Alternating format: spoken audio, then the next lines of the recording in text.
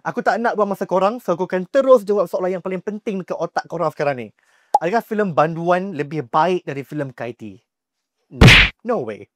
Adakah filem Banduan membawa perubahan unik yang improve aspek-aspek filem Kaiti? Absolutely. Selamat kembali ke Layan Layar. Dalam video kali ini, kita akan sembang pasal filem Banduan. Layan ke tak? Dalam review ni, aku akan ada buat beberapa perbandingan dengan filem original dia, Kaiti.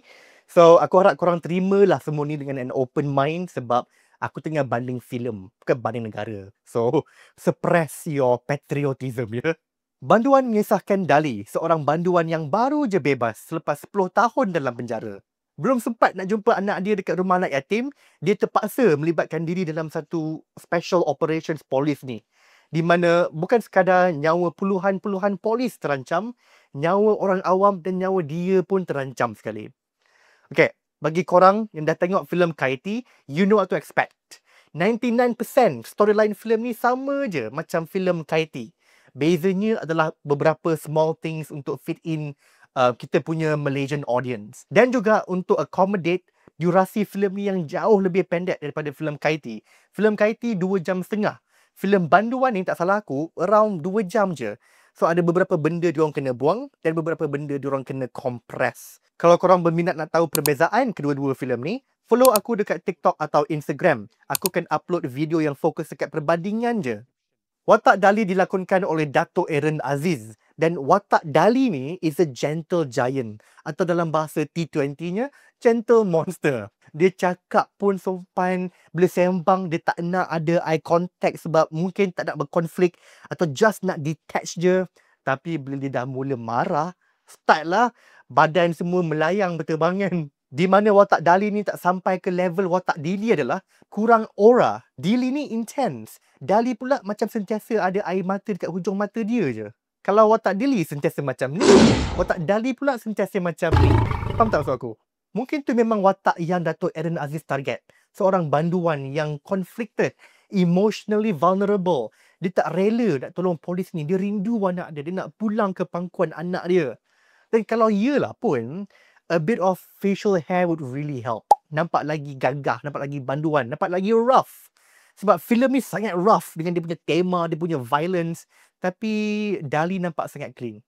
Untuk majoriti filem ni, Dali berkepit dengan 2 watak. Cowboy yang dilakonkan oleh Fadli Masud dan Inspektor Johari yang dilakonkan oleh Datuk Rosham Noor. Inspektor Johari adalah kepala operasi polis dan selepas geng jahat melakukan sesuatu dekat pasukan dia, dia terpaksa meminta tolong Dali untuk menyelamatkan pasukan dia. Cowboy pula tuannya si lori yang Dali tengah drive merata tu. Dan dia terpaksa ikut sebab dia je tahu jalan belakang. Macam ada tema tau dengan 3 watak ni. Semua desperate.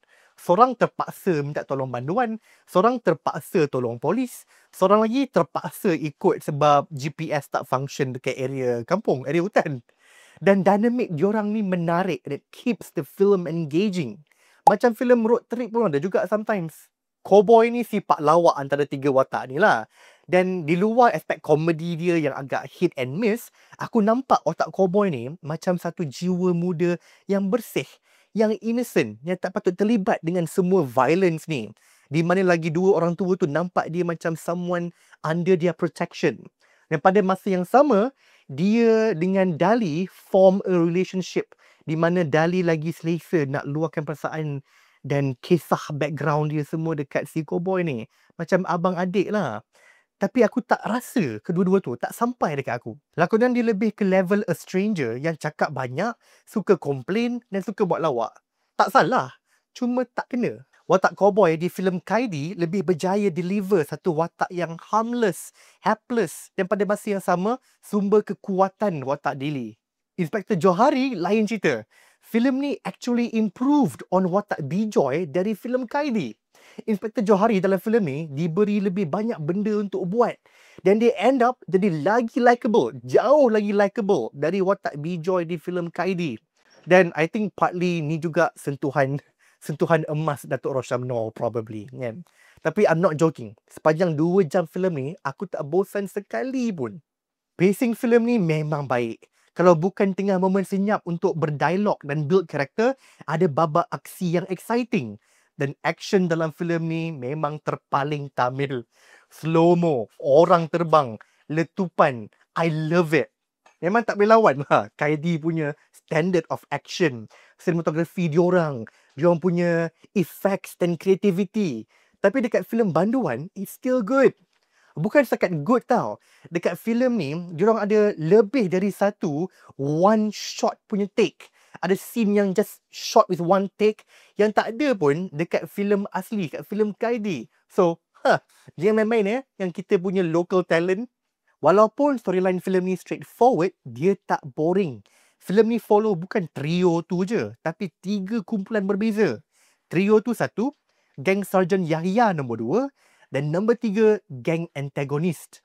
Sarjan Yahya dilakonkan oleh Dato' Afin Shauki. Watak ni pun kesian juga tau.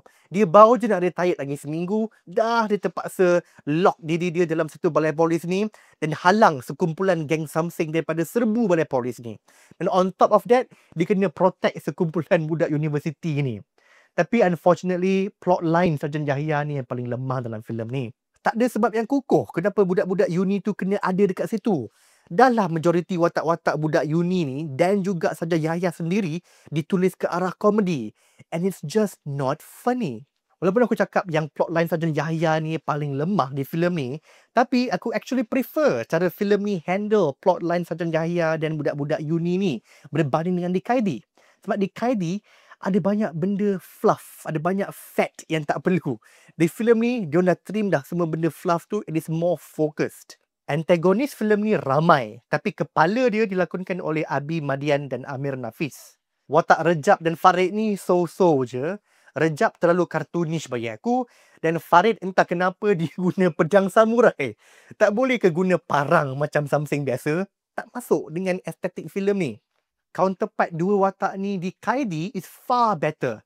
Tak as cartoonish, but even more menacing. At least lah, plot antagonis ni menarik. Sebab on one hand, diorang kena stop lori Dali ni. Then on another hand, diorang kena serbu balai polis yang ada Sarjan Yahya ni. Sebab for reasons yang aku tak boleh spoilkan untuk korang. Korang kena tengok. It's a really cool reason. Sekarang bahagian technical filem ni pula. Visual, audio dan editing.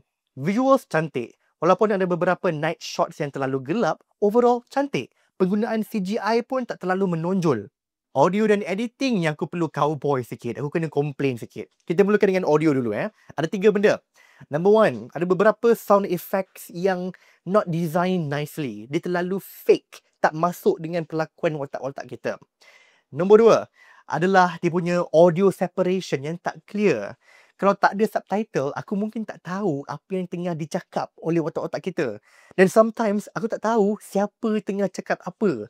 Ada beberapa watak tengah berdialog, but the volume is too similar. Contohnya lah, dekat ending filem ni, ada beberapa watak tengah berdialog, dan at the same time, ada bunyi ambulance, ada bunyi siren, neno, neno. Untuk 2 minit, aku kena dengar bunyi siren neno, dan juga dialog otak kita yang sama volume. Dia competing for your attention. Dan agak memeningkan, to be honest. Lama kot 2 minit tu. Dan nombor 3, ada dialog yang ditambah post-edit. Post-production. Which is fine. Masalahnya, ada terlalu obvious. Watak kita punya mulut tak bergerak pun. Tapi elok je ada perkataan yang terkeluar. Editing lagi satu. Filem ni ada beberapa transition between scenes yang tak smooth. Which is not a big problem. Tapi masalahnya, ada satu stretch dalam filem ni yang dia asyik switch between gang. Sekejap geng Dali, sekejap anak Dali, sekejap antagonis. Dali, anak, antagonis. Dali, anak, antagonis. So, bila diorang asyik switch, it amplifies the sloppiness. Rasa macam messy sebab transition between babak tak smooth. Tapi yang paling tak boleh belah adalah ada satu babak ni di mana watak sampingan melakukan something yang dia tak patut buat. Or to be more specific, kalau korang nampak, great. Bini aku tak nampak pun, kan? So, aku nampak. Ada satu watak sampingan ni, dia patutnya tidur. Tapi dalam babak tu, dia terbangun. Dia bangun. Macam tu. How did you miss that? How did that end up in the final product? Banduan adalah remake yang sangat baik. It lives up to the Kaiti punya name. Dan walaupun ada beberapa aspek teknikal yang menghampakan, tapi without a doubt, antara filem lokal terbaik tahun ni. Aku hanya wish yang aku boleh turn off otak aku yang asyik buat pembandingan je antara Kaiti dan juga Banduan kan. Tapi untuk korang yang tak pernah tengok Kaiti, yang completely fresh, you are in for a treat. Rating layar-layar untuk Banduan adalah B+. Boleh sangat.